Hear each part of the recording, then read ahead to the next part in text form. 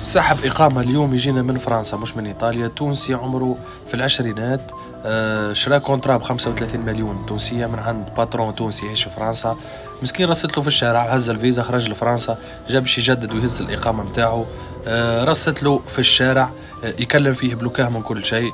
جا طالب ولا مسؤول ولا حتى يهدد فيه، قالوا راك انت تو ما عندكش اوراق، وراك ما في وضعيه غير قانونيه، وراك كان باش تكمل تشكيبيه راهو باش نزيد نعقد لك امورك اكثر، ويروحوا بك للبلاد.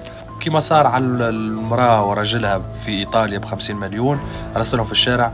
اليوم كيف كيف الميساج تاع اليوم باش يكون موجه للتوانسه اللي يعيشوا برا واصحاب الشركات. هذه شركات وهميه، هذوما شركات وهميه، ردوا بالكم منهم. خاطر اللي يبدا يخدم بالحق، وثم رام توانسه ما شاء الله عليهم، ثم توانسه باهيين في الغربه، وثم اصحاب مشاريع في الغربه باهيين، يطلعك ويخدمك ويوقف معاك.